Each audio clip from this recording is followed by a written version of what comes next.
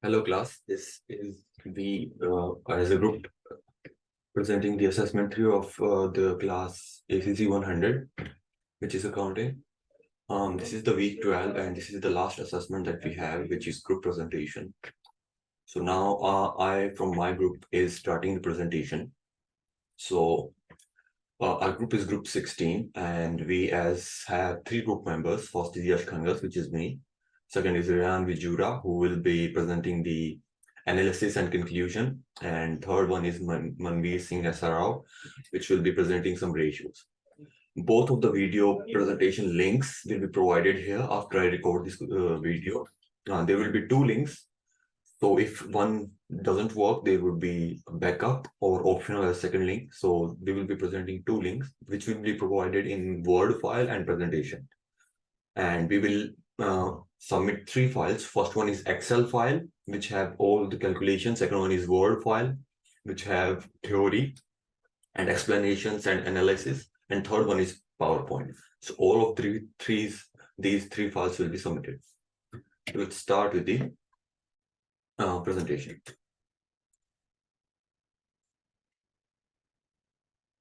So the company that our group has chosen, or the teacher gave us the company as Academia Australasia. So this is the company that we will be analyzing the financial years, the financial statements, and then making the ratios. So this is the company that we are going to present. So here in this assessment, we needed to present data from 5 ratios, and we were supposed to choose 3 ratios, and we have chosen these 3 ratios. First one is profitability ratios, second one is liquidity ratios, and third is capital structure ratios. Okay, so we are going to present these 3 ratios. So first of all, we will start with profitability ratios. So with profitability ratios, there are a lot of ratios in between profitability ratios. So let's start with the first, return on equity ratio. So return on equity is defined as profit available upon average equity into 100, and which equals X percentage. So X is the data, which is the return on equity. So this is the formula. And we have also calculated some data, like for 2023 loss, it was minus 206 million.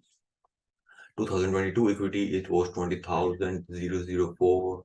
And this is the data that we have collected. All the data is present in Excel file, by the way. Okay, so all the data is present in Excel file. And then we have another name of ratio in profitability ratios, that is return on assets, which is profit or loss upon average assets into 100, which gives X percent. So X here is return on assets. Okay, and the regarding data is provided, like 2022 total assets is 85,071. 2023 total assets were 93,392. Moving on to the third one, which is gross profit margin. So the formula of this is gross profit upon sales revenue into 100, which gives X percentage. Here the X is gross profit margin. And fourth one is profit margin, which is profit or loss upon sales revenue, which gives X percentage, where X is the profit margin. And the last one in profitability ratio is cash flow to sales, which is cash flow upon sales revenue into 100, which gives us X percent, where X is cash flow to sales. And we have data like 2023 cash flow from operations is 420, and 2023 sales revenue is 85,071. So we will just divide it and multiply by 100, and they would be answer. And analyzing the profitability ratio. So first of all, gross profit margin. So in financial year 23, it was 50.14%, and for financial year 2022, it is 57.61. So it came down. The gross profit margin decreased, indicating that the company's cost of goods sold relative to revenue increased in next year. Okay. And the next one is operating profit margin. So for the 2023, it was minus 3.52%. And for financial year 2022, it was minus 6.65%. Operating profit margin improved slightly in financial year 2023, although it remained negative, indicating that the company's operational profitability improved. moving on. So net profit margin, it was from the previous year, which was 2022, it was minus 3.63%, and for this year it is minus 5.62%. The net profit margin decreased in 2023, indicating a worsening of overall profitability.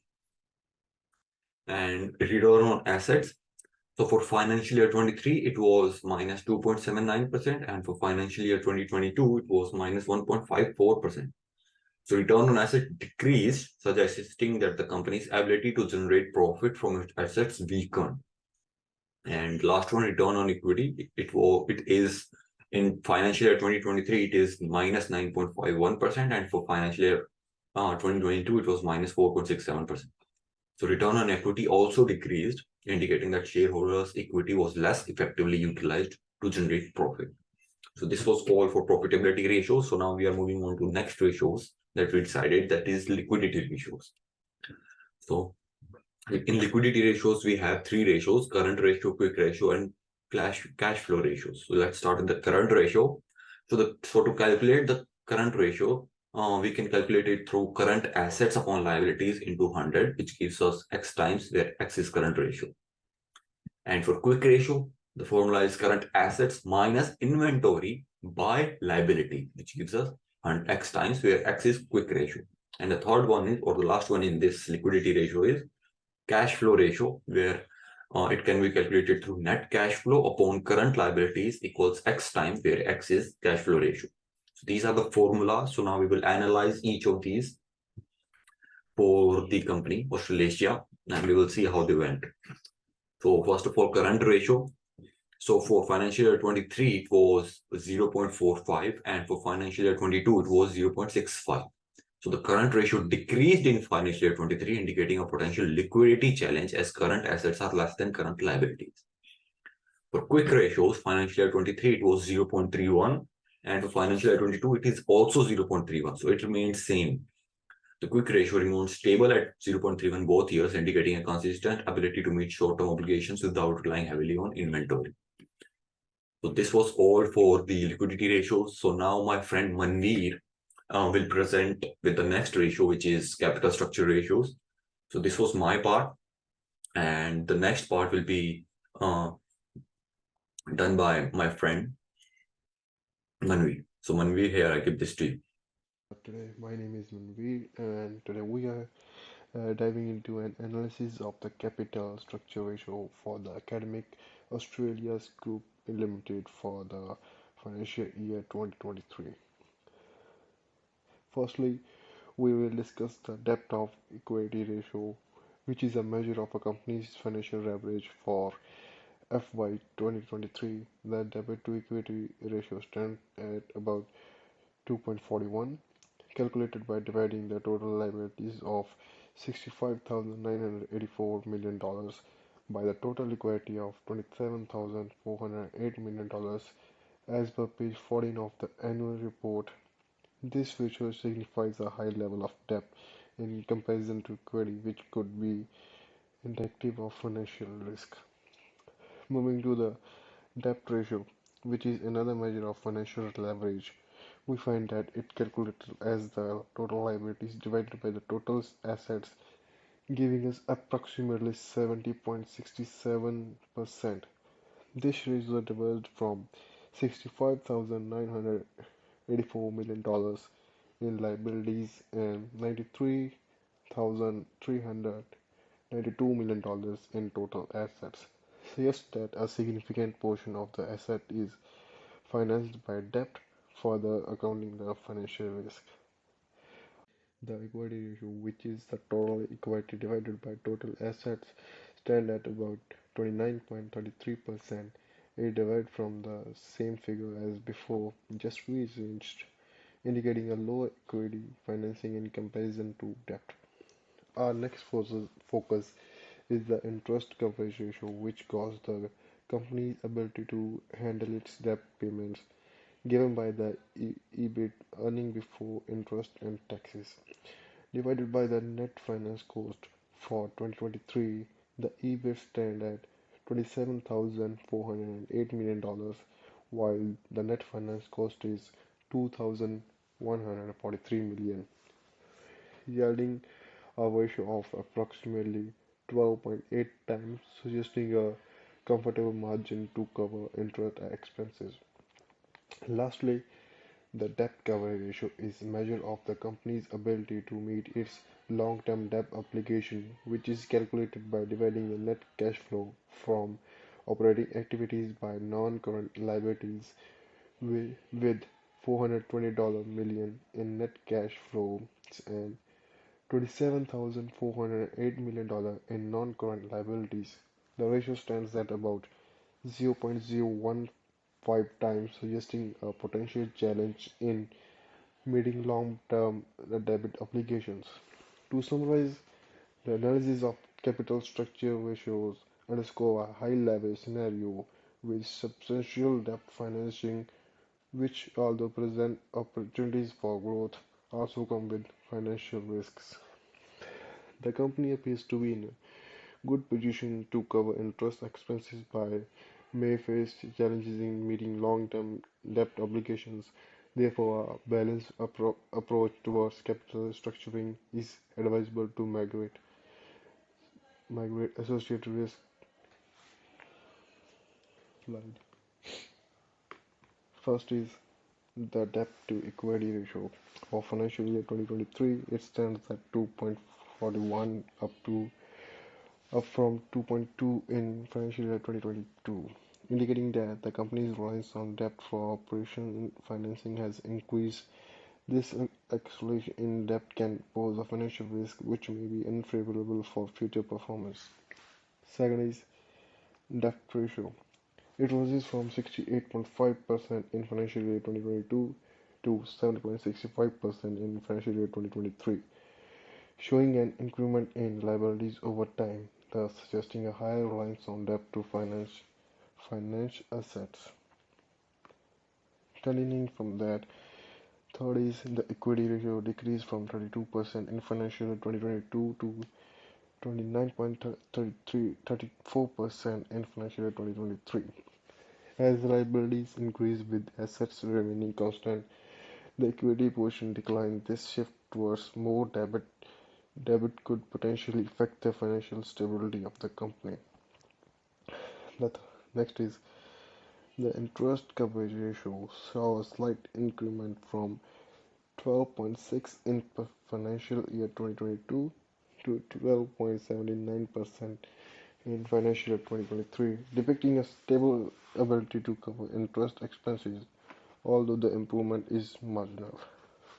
Fourth is the debt cover ratio took a dip from 68.9 in financial year 2022 to 65.257 in financial year 2023, suggesting potential challenges in managing long-term debt obligation given the significant drop within a year.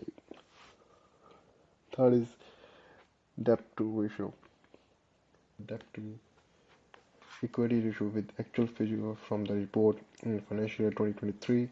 The ratio is approximately 2.41, calculated as total liabilities divided by total equity, which is approximately 2.04 in financial year 2022. Lastly, let's examine the earnings per share or EPS. In financial year 2023, both basic and diluted EPS trends at $2.12, showing a decline from financial year, which is 1.2. This decline in EP reflects a lower bottom line performance, indicating lesser earning or greater losses per share from the shareholders. From here, my friend Ryan will continue. Thank you, Manvi, for your valuable information. And now we shall discuss the financial performance of the Academies Australasia Group Limited for the fiscal year of 2023 compared to the year 2022. Now we'll be focusing on three primary aspects, that is the profitability, liquidity, and debt management. Now, delving into the profitability, it's evident that fiscal year 2023 saw a dip when compared to 2022. The decline in both gross profit margin and net profit margin reveals a challenge in cost management relative to the revenue. This scenario suggests a need for a robust strategy to enhance cost efficiency and consequently profitability. On the liquidity front, the figures from both years reveal a concerning scenario. The current and quick ratio suggests that the company's current assets are inadequate to cover its current liabilities, potentially impacting its ability to meet the short-term obligations. This calls for a structured approach to improve the liquidity, ensuring a sound financial footing to meet the immediate liabilities. And now looking towards the debt aspect, the increased debt to equity ratio in fiscal year 2023 suggests a higher reliance on debt. Although debt can potentially fuel the growth, it actually also escalates the financial risk, which is mirrored in the rising debt to equity ratio. Moreover, the decline in the earnings per share reflects a dip in the profitability, possibly affecting the shareholder returns negatively. Now, in the light of these findings, it is crucial for the management at the Academies Australasia Group Limited to hone in a cost control measures, uh, make the operation more efficient and manage the debt levels you can say that judiciously to improve the company's financial health and profitability. Moreover, implementing these strategies to ramp up the revenue and enhance the shareholder value should be at the forefront at the managerial agenda. In summary, the comparative analysis for fiscal year 2023 and 2022 unravels certain financial challenges facing by the company. Addressing these challenges head on with these strategic interventions can pave the way for enhanced profitability, better liquidity, and prudent debt management, thus steering the company towards a path of sustainable financial growth. Now, as we draw our attention, as we draw our presentation to the close, we would like to express our gratitude for our attention and engagement. This exploration into the financial dynamics of the Academies Australasia Group Limited has provided us with the enlightening insights into the aspects of profitability, liquidity, and debt management.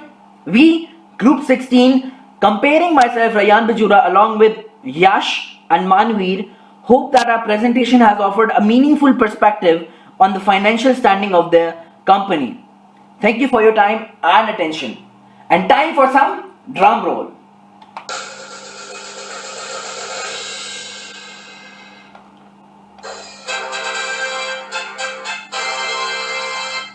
Thank you.